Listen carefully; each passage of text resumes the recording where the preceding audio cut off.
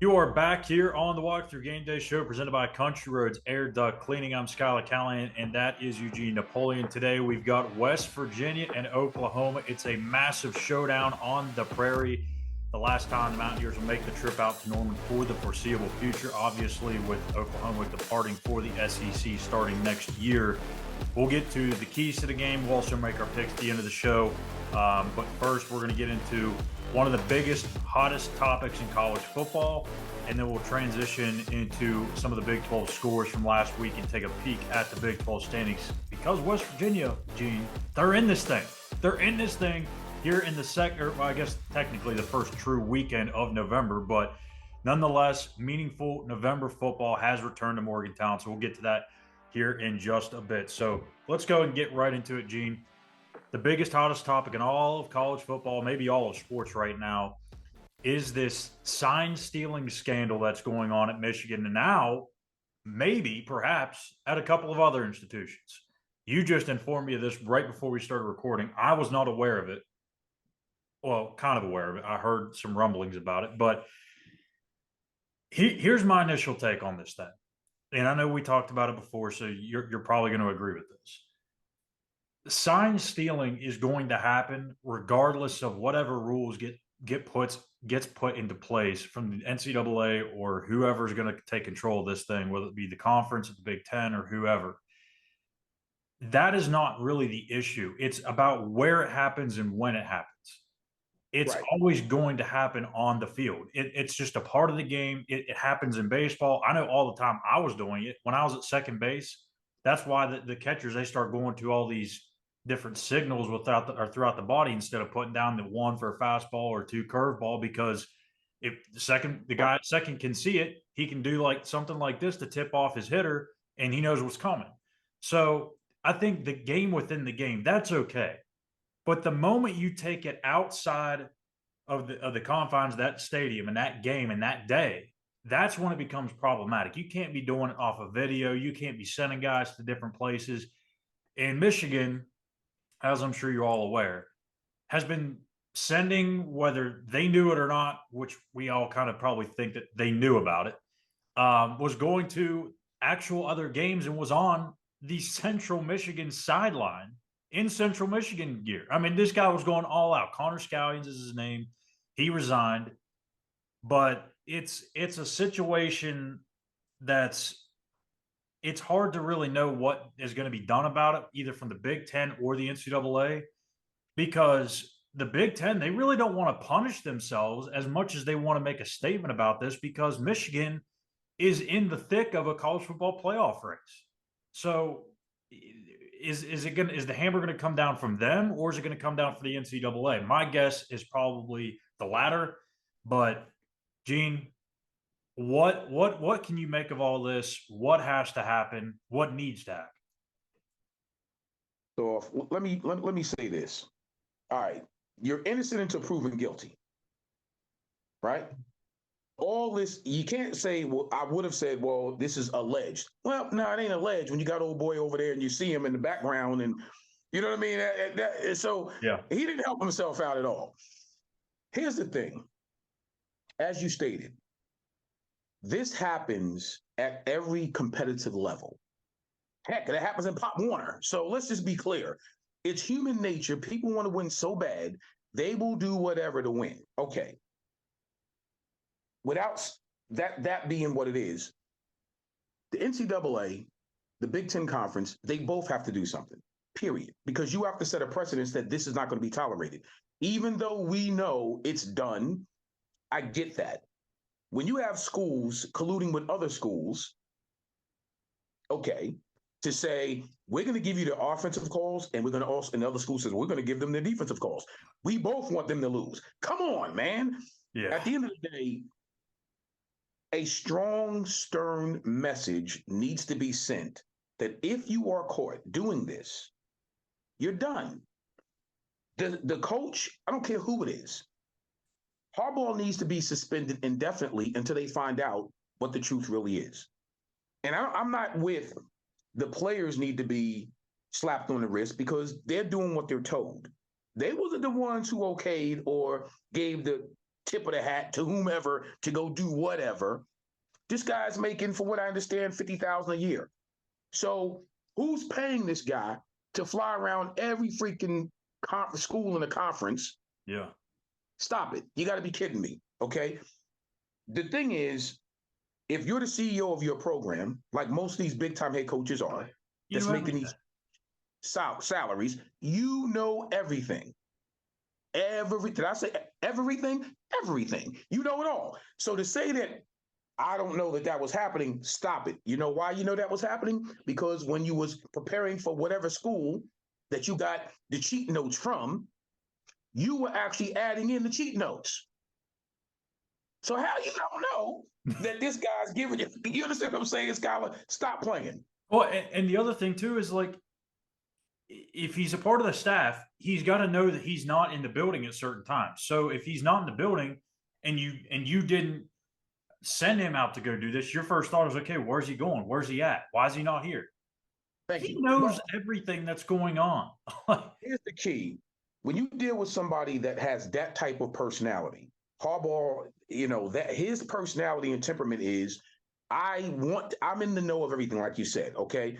Because that's just how he is. That's his temperament. So I'll say it again. When you get a stack of whatever you're getting, and it's coming back to you, and you're giving it to the offensive coordinator, defense coordinator, special team coordinator, stop it. Yeah. I mean, see, for me, people get upset because I get this right down to the nitty gritty of what the situation is, whatever's problematic, and I'm going to ask the easy questions. Well, where do we get this from? Where do these calls come from?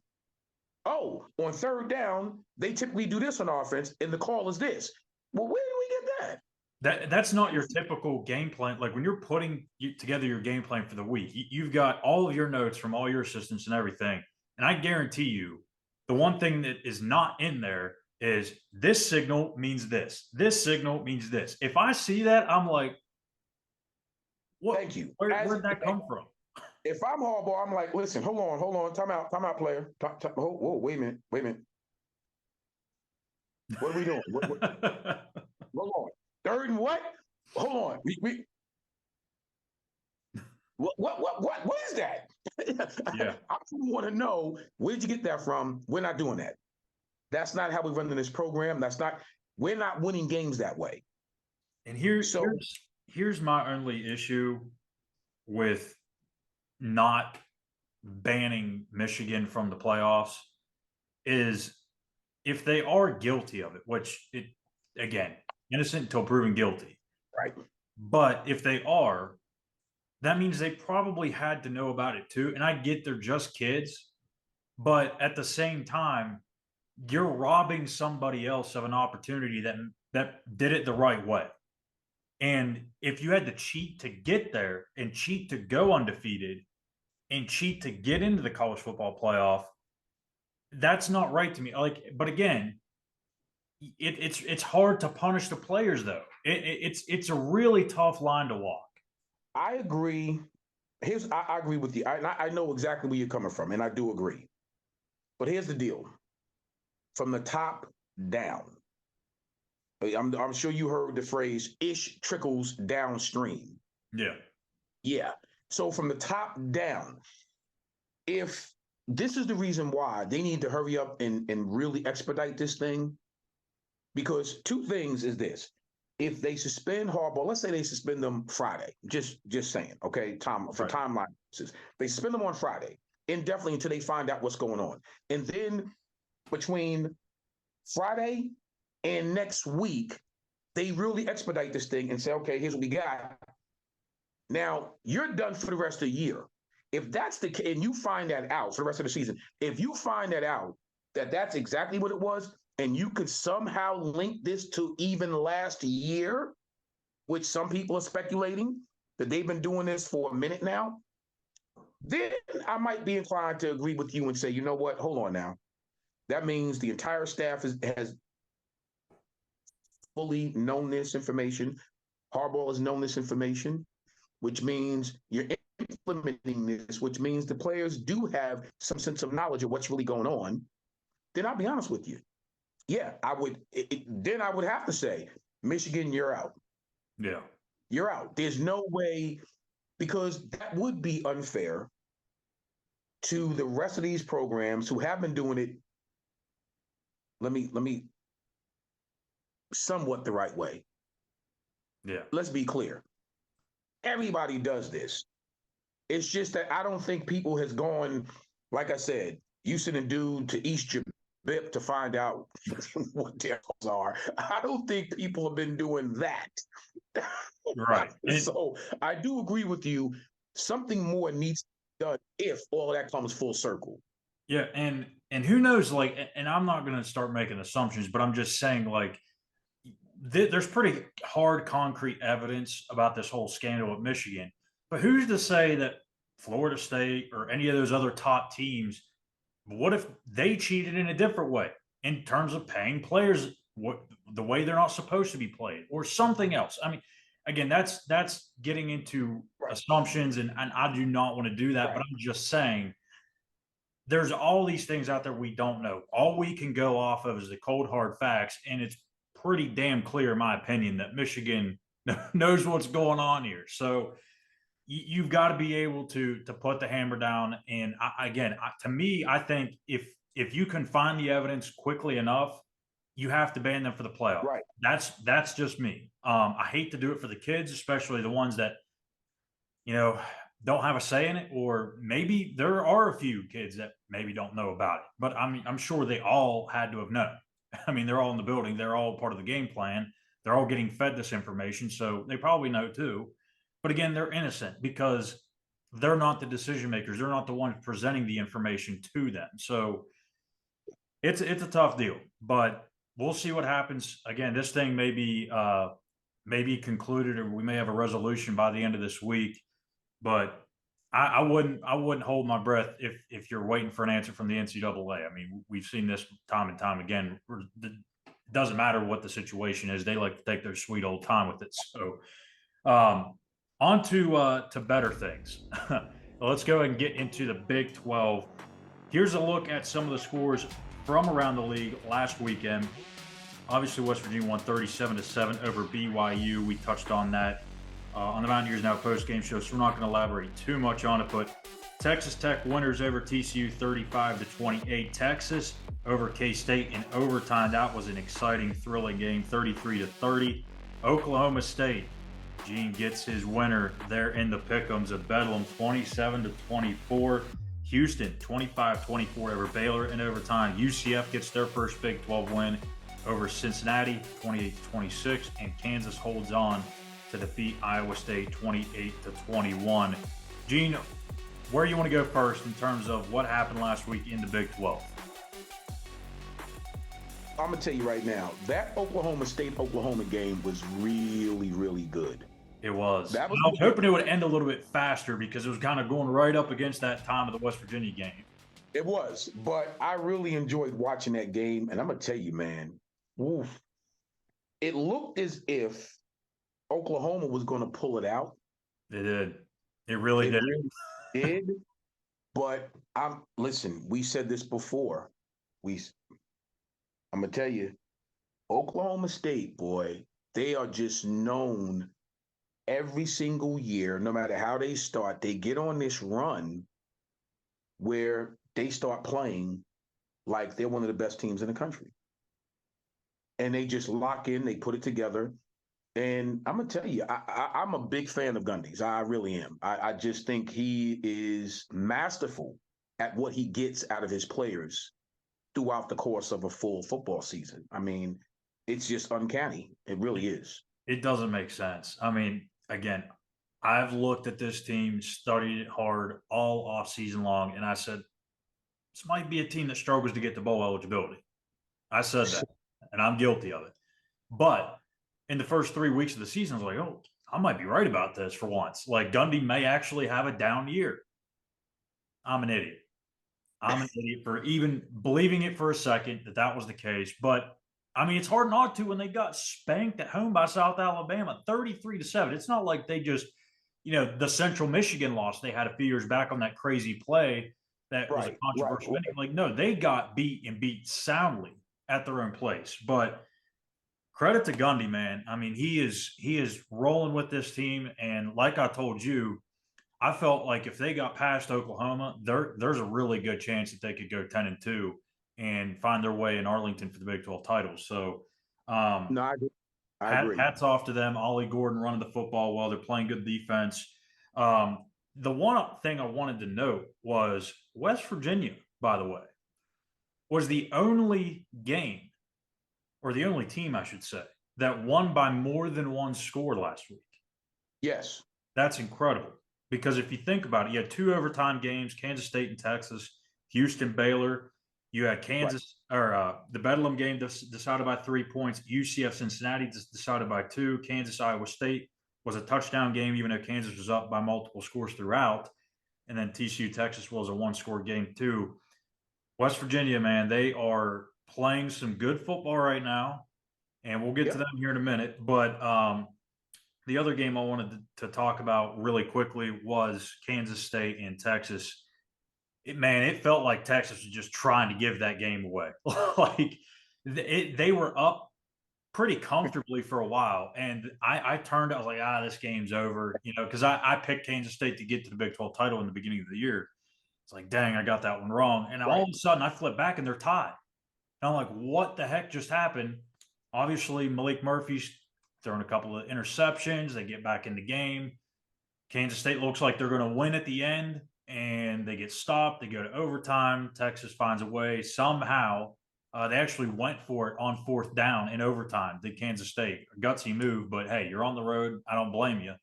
But a tough one for Kansas State. Texas sitting at the top of the Big 12 standings right now. So we'll go ahead and take a look at those standings. Here is what it looks like as of today, entering week 11 of college football. Texas and Oklahoma State tied atop at 5-1, and then you've got a cluster of teams there at 4-2: Kansas, Oklahoma, K-State, West Virginia, and Iowa State.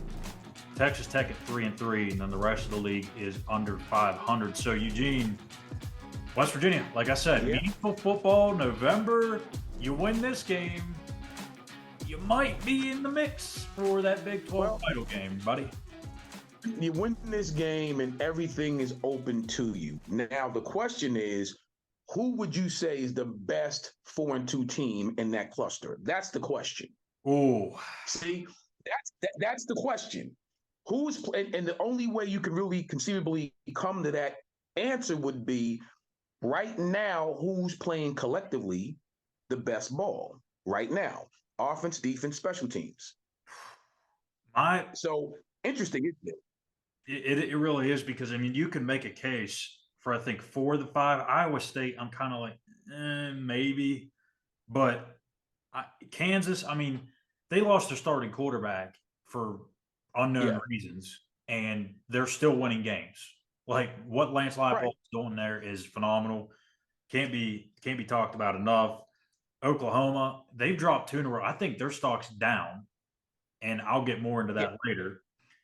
I would probably have to stay Kansas State, even though they lost to Texas. I mean, that's Texas. I mean, it's a good football team, even without Quinn Ewers.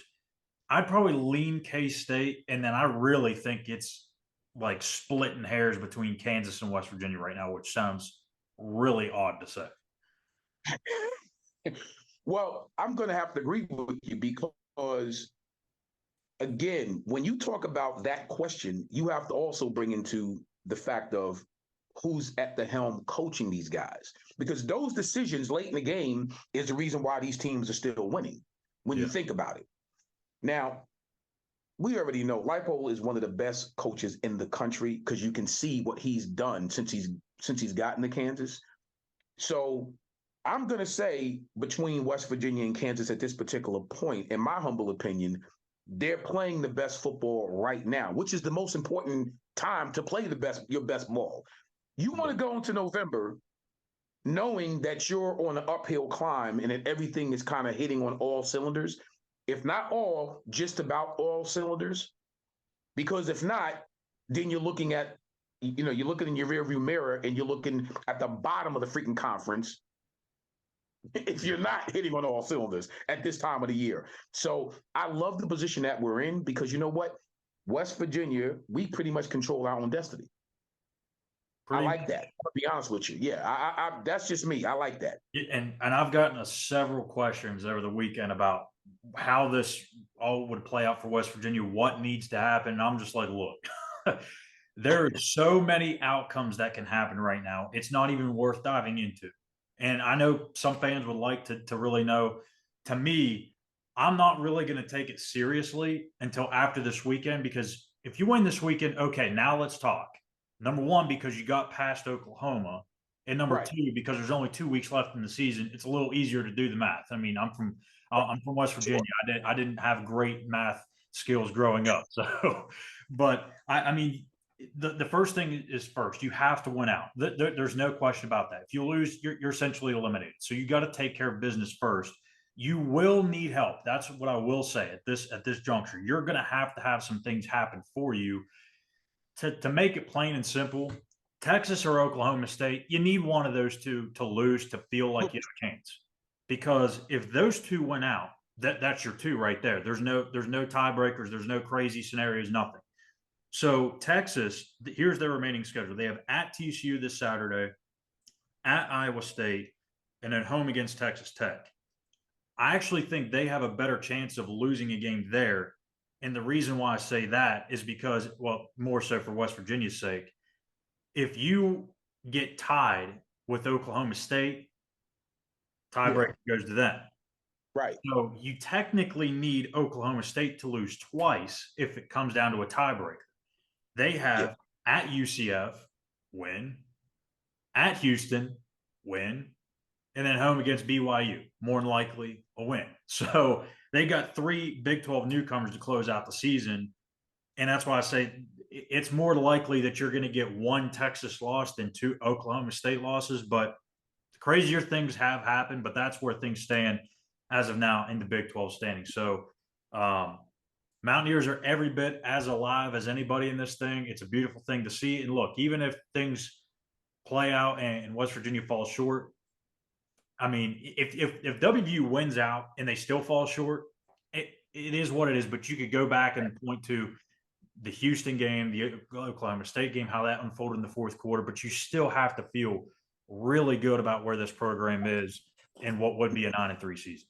No doubt, because at that point, I would want the so-called experts who came in and said they'll finish last in the conference. I want to hear from one of them, shall we? Exactly. How about we pass them the microphone and have them say something? Yeah. I mean, get out of here with that nonsense. Exactly. So a lot to find out. Again, part 1 of this comes up this Saturday in Norman, West Virginia, heading to out in the plains to take on the Sooners of Oklahoma for the final time Big 12 play. We're going to get into that game preview and our picks right after this word from Country Roads Air Duct Cleaning. Take me home to comfort. Do you have dirty air ducts? Is your dryer vent plugged up? Well, odds are you probably don't know the answer to that question. Fortunately for you, we know a guy. Give Justin at Country Roads Air Duct Cleaning a call at 304-639-3395 for your free home evaluation. That's 304-639-3395. Country Roads Air Duct Cleaning. Take me home to comfort.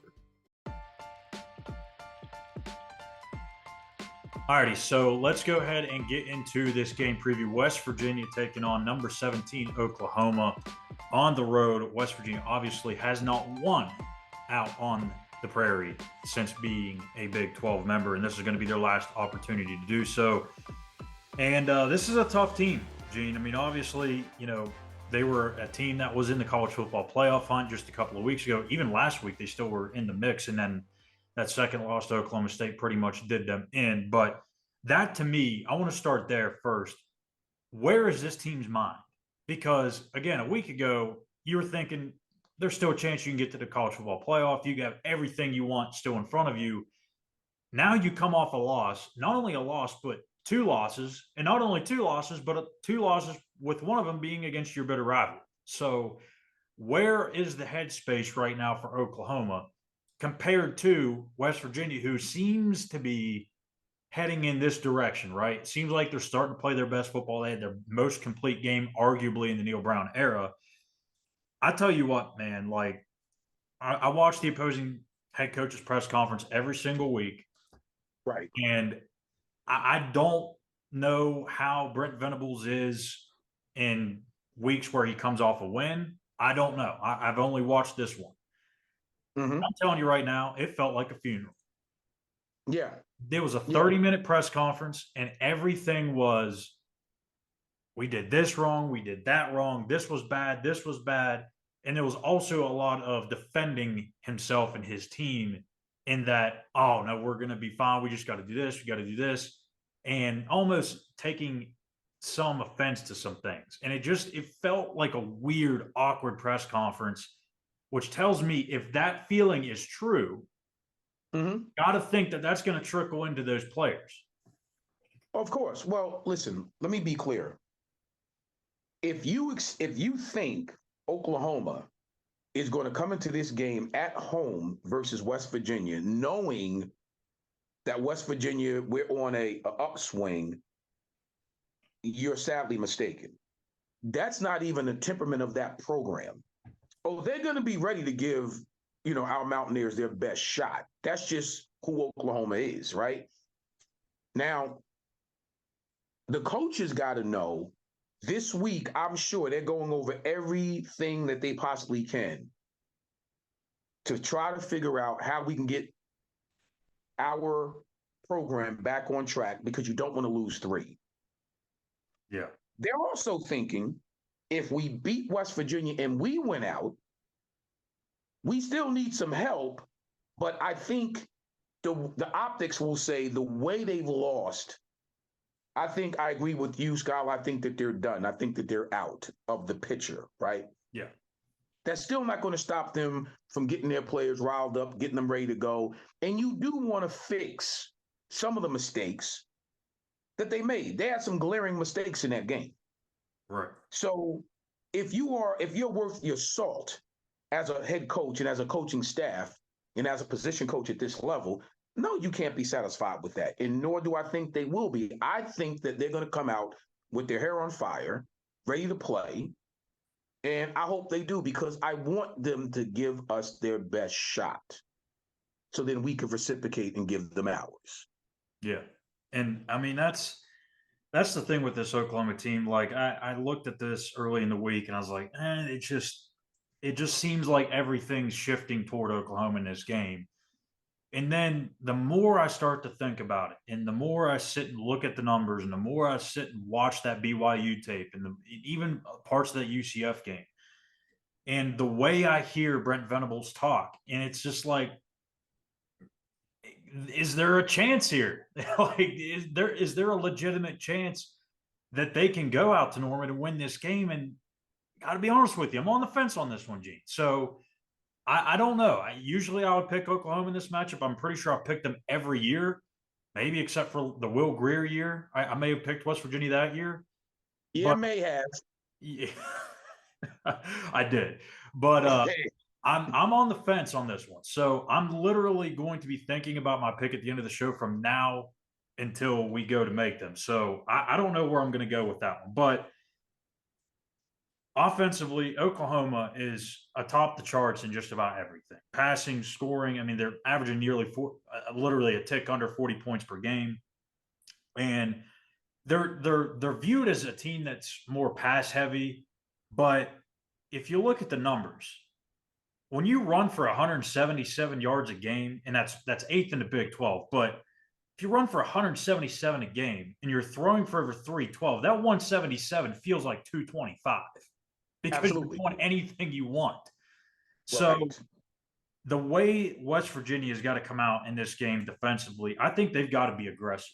And they can't even think twice about it. Like they've got to be able to come and get pressure on Gabriel, which Oklahoma's offensive line has been very good all season long, right there with West Virginia, maybe a little bit below them maybe. But they've got some playmakers on the perimeter. I mean, this receiving core,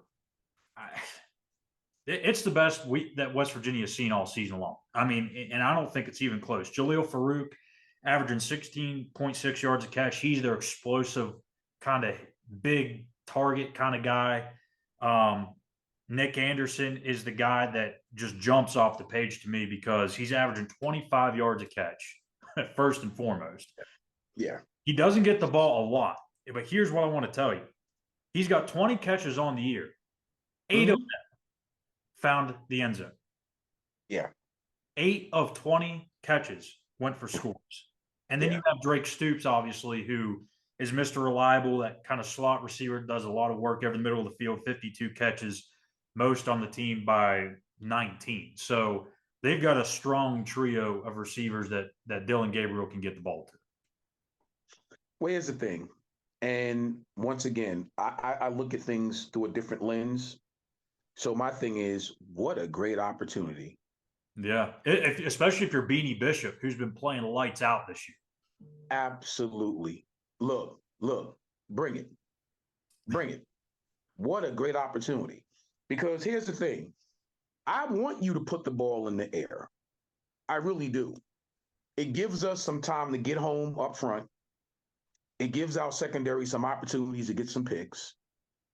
It gives us an opportunity to really, this game really puts the entire rest of the conference on notice of what we're capable of when we're hitting on all cylinders. And Yeah. I'm fully aware, I've watched Oklahoma a few games. They got a nice offensive thing going right now. They got a pretty good rhythm going. But that doesn't mean that they're mistake free in what they do offensively either. So we just have to take advantage of those opportunities when they come, and they will come. And they will come. Their offense isn't as balanced as the numbers would project, because the minute they get in trouble in the run game, they're going to throw the ball a lot more. And that's fine. That's fine. But you are right in a certain thing. When you're averaging $177 on the ground, the way that they get those yardage in the third and fourth quarters is what's scary.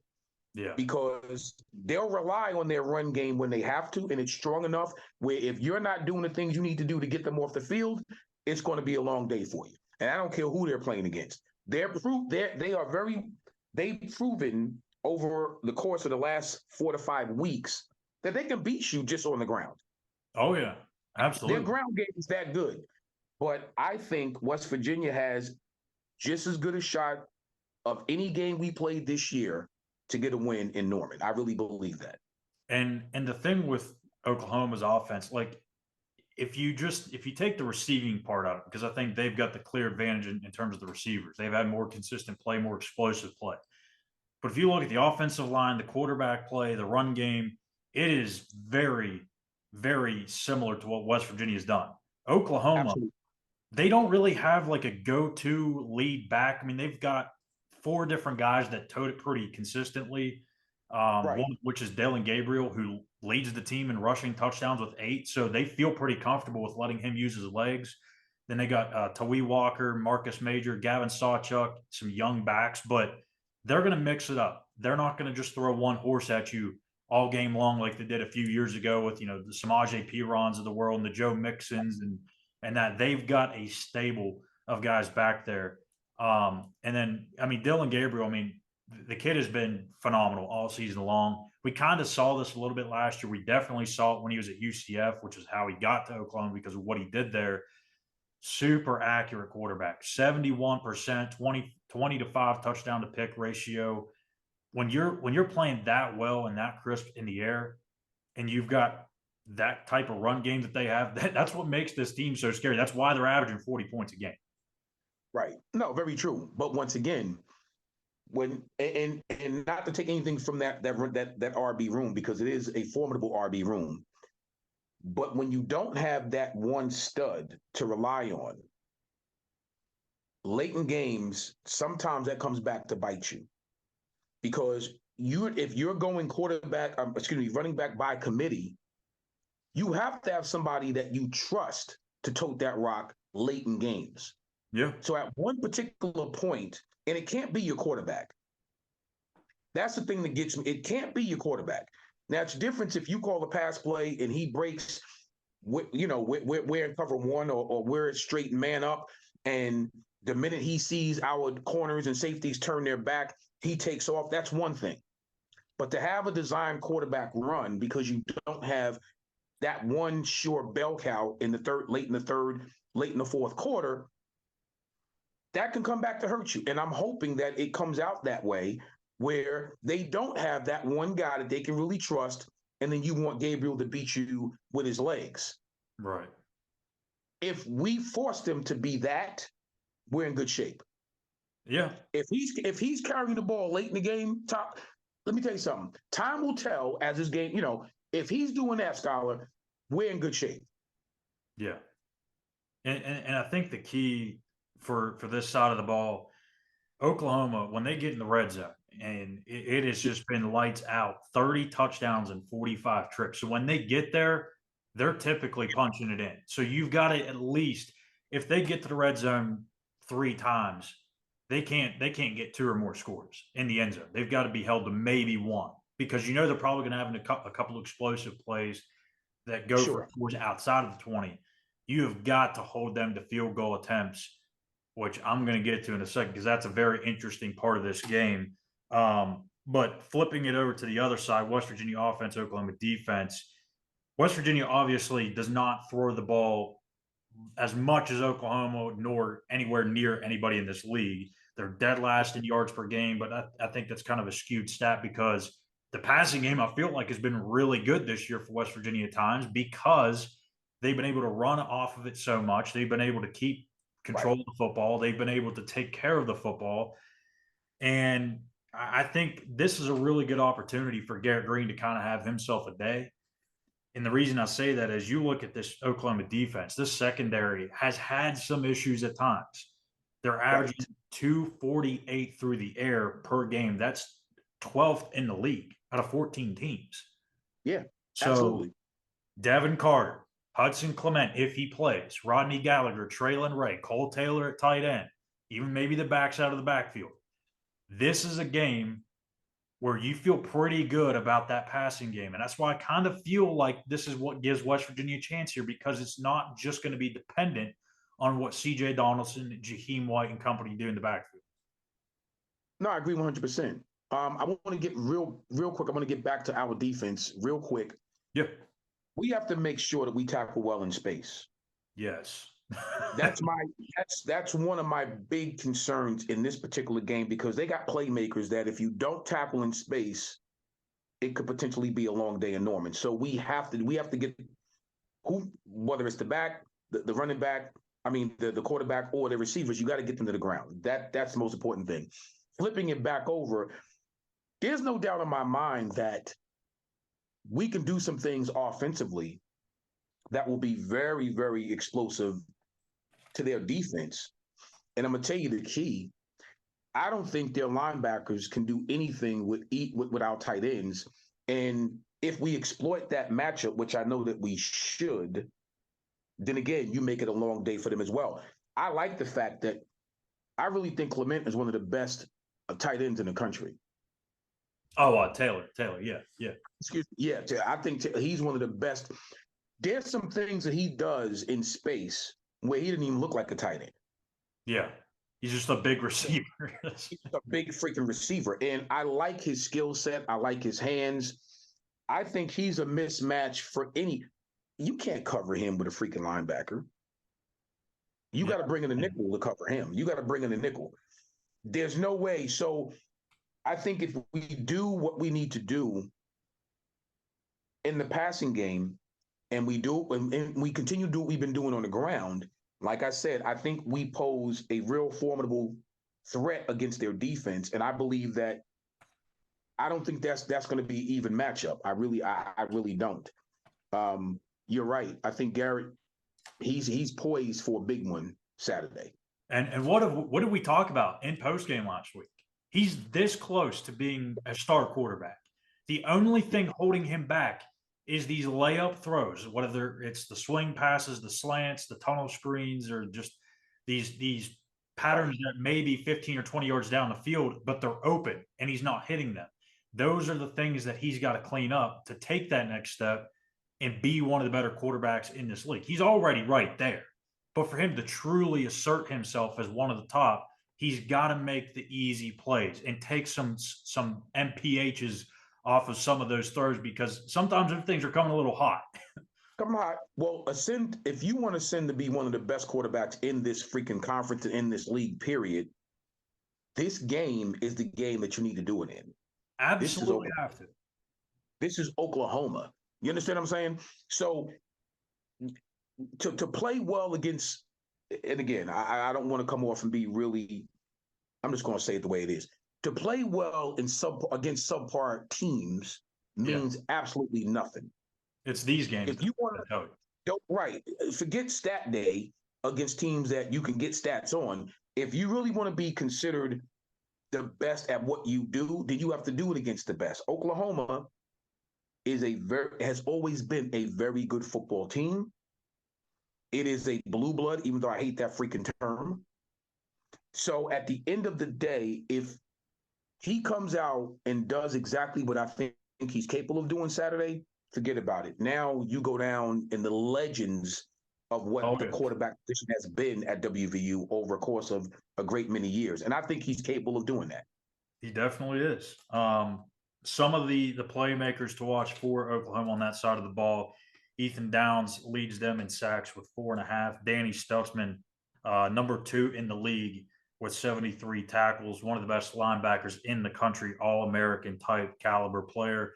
And I did pick on the Oklahoma secondary a little bit, but there is one guy in the secondary you kind of want to stay away from. That's Billy Bowman. He's got 4 picks on the season. So when Garrett does put the ball in the air, you got to know where Bowman is, but he's also going to be able to he's also susceptible to giving up some big plays as well. So that's that side of it. And then also I wanted to mention here the special teams. West Virginia, they did not do that great last week in special teams. That's something that they've took pride with themselves on all season long, really since Neil Brown's got here. They've got to clean that up. But if you go back to the TCU game, what helped them win that game was they blocked 2 kicks and out. I don't know if they block a kick in this game, but if Oklahoma's forced to kick a field goal, you got to feel good about your chances because listen to this. Zach Schmidt, their kicker, 10 of 15 on the year. Right. He is perfect inside 30 yards. But once that distance goes from 30 and beyond, he is 5 of 10. You've got a 50% chance that thing don't go through the uprights. So this is what I'm saying. It's very, very pivotal. I mean, it's cliche as hell to say, but it's pivotal. You don't let Oklahoma get in the red zone because of that stat I said earlier. When they get there, they're getting in the end zone. Right. Hold them outside of the end zone, they're kicking field goals. If it's outside the 25 or 30, you like your chances that you may not even get any points on the board if you're Oklahoma. So, but I'm gonna tell you something. Oklahoma, the same way we know that, they know that too. That's true. That's true. So that's why the effort is going to be there to get to the end, to the red zone. Look, you better believe it. And you're going to get them going for more 4th and longs than you ever seen them prior to this particular game. I guarantee that. Yeah, yeah. And lastly, I do want to note here too, penalties were a big issue last week for West Virginia. 10 for 71 yards. You can't have that happen. You've got to play, and I said this earlier in the week on Between Years with Chris. You almost need to play perfect in this game because it's tough to win on the road, but you need not to only play perfect or close to perfect. You need to play really clean in terms of the penalties and turnovers, and you need your best players to be the best players on the field. Because if Garrett Green hits those little dink and dunks, if CJ and Jaheim White are doing their thing in the backfield, the offensive line stays as good as it's been all year. If Aubrey Burks plays his best football, if Beanie Bishop continues to do what he's done all year, and you can get home to Dylan Gabriel a couple times, and your best players are playing their best football, you've got every chance in the world to win this game. Listen, I'm going to sum it up by saying, and not only that, here's what you're asking for. If your best players are playing their best and their best players are playing their best, now it comes down to coaching. Oh, and hey, Neil Brown, 1-0 against Brent Venables. You understand? And that's where I was going with that, my guy. Listen, I just gave you a layup. Now I got to you gave me the alley-oop. I just got to slam it down the dunk, maybe in the pickems. We'll see. I'm still on the fence with that. So let's go ahead and get into your Fire Me Up segment, and that is your pregame speech out in Norman for those Mountaineers. Let's hear it. Man, let me tell you something. I came through those doors, and the first thing I realized was many, many years ago when I visited Norman, Oklahoma. You understand? I did visit, University of Oklahoma, Boomer Sooner, and all that nonsense, right? I've really understood why people get so excited about coming to Oklahoma, why they get so excited about playing in Oklahoma. It is a beautiful facility. It's big time college football. Everything about Oklahoma screams big time. Here's a catch-22 though. Do you know what happens when you bring a Mountaineer to a Sooner? A Mountaineer to a Sooner. We don't flinch. We don't flinch. At the end of the day, what has to happen, I know it will happen. This game is the epitome of, you call for us, you want us to come, we gonna come a-blazing. You understand? Reason being because right now, Oklahoma is on the ropes. We done took a few people out, combination punches and everything over the last few weeks, right? And you happen to be on the ropes, man, knockout. Here's the thing. We have something that I don't think college football has seen in a long time. And that is when West Virginia is playing really good football and everybody's feeling good and we want to hear them cue up our song, right? Country Roads. There's nobody in the country that quite does it like we do when we're playing well. And it's the most uncanny thing.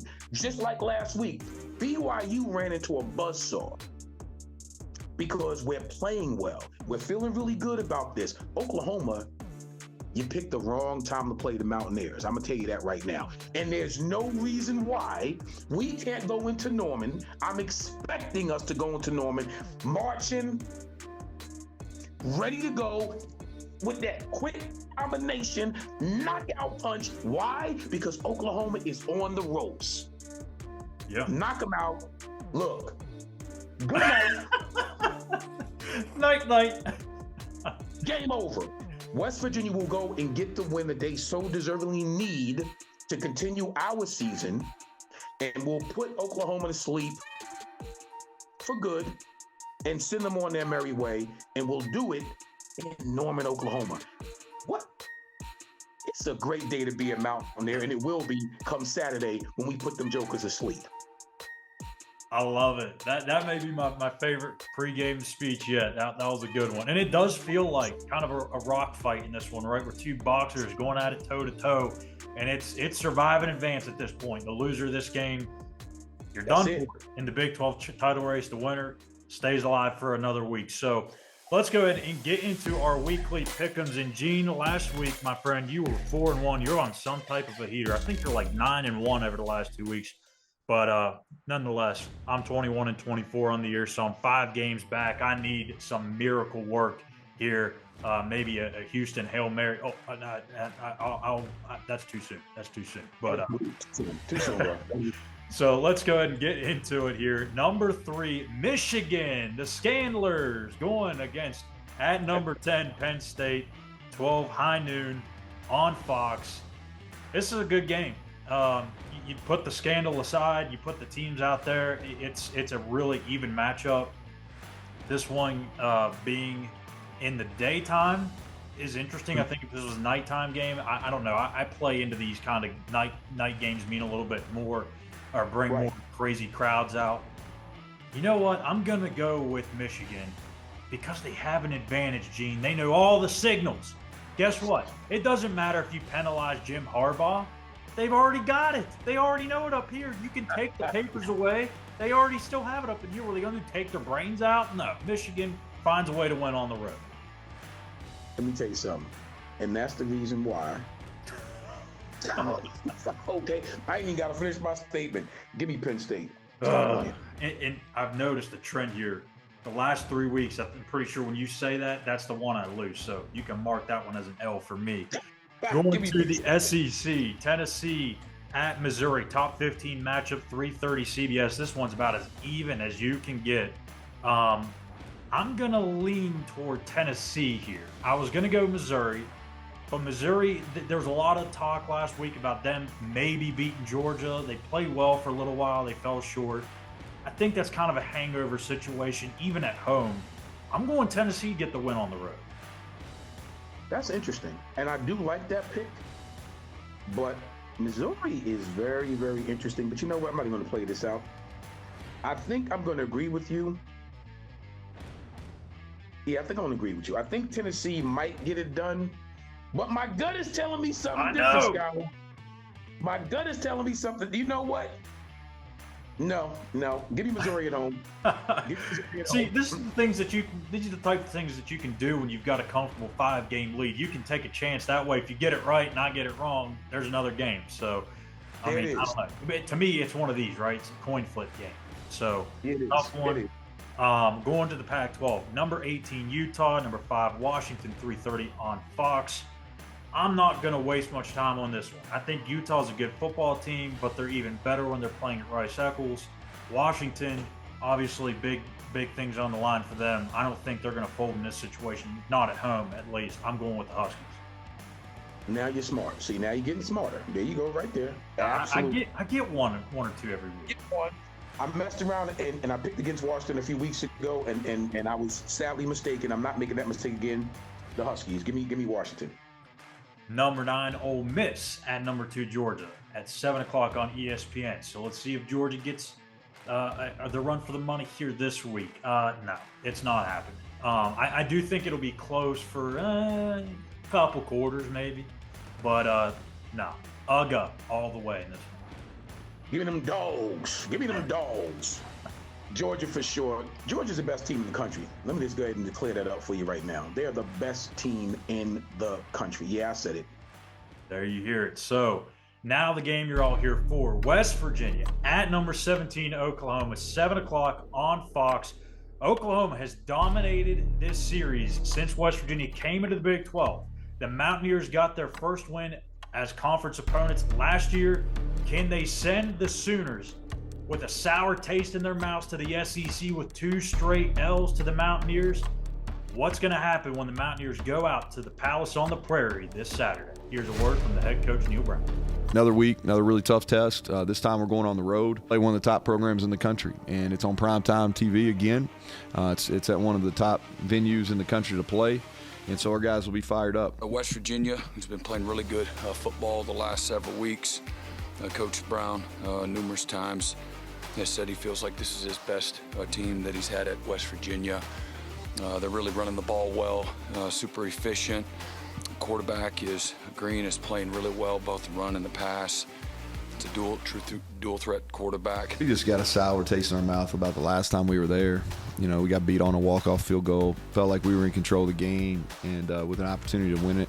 And we have turned it over on downs, and then they win it late. And so that's really the motivation. Again, big challenge. We're looking forward to get on the road. We've played back-to-back nail-biters versus these guys, and don't expect anything less when we go out to Norman. Again, it's got to be eyes forward. You can't sit there and look in the rearview mirror and put the car in a ditch. You got to, eyes forward, and again, what we got to do in front of us. Where we got to correct, where we got to get better. Whether that's schemes or it's fundamentals or it's new players getting added to the mix. It's the matchups, for the next opponent, all those things. As I said, Gene, throughout the whole show, I've been on the fence with this one. Oklahoma, to me, talent-wise, it's not even close. I think they've got the more talent. They've got more depth. I'm going to do something a little different here today.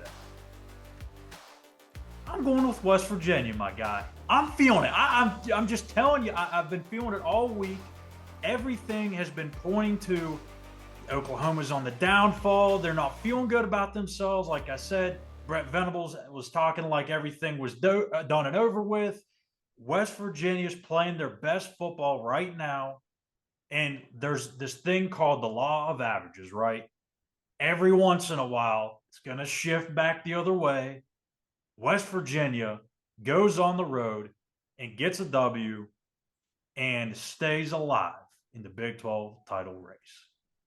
You already know. I don't. You come to your senses. You see that? You see that in the screen?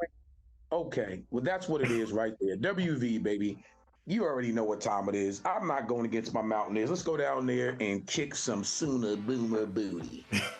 There you go. So, hey, look, I've been getting a lot of flack from the fans for not picking West Virginia.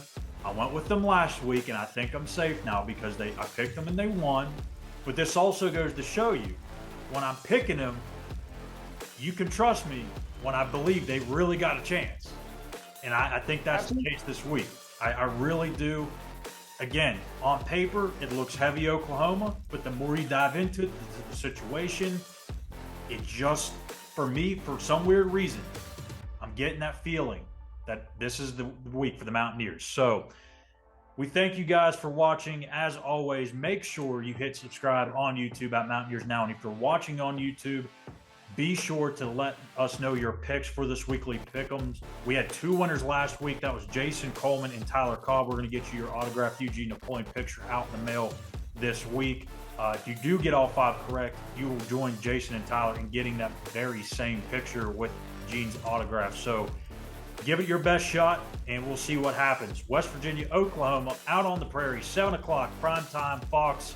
For Eugene Napoleon, I'm Schuyler. We'll be back here in a couple of days for the Mountaineers Now post-game show to recap it all. Thank you guys, and we'll see you Saturday night.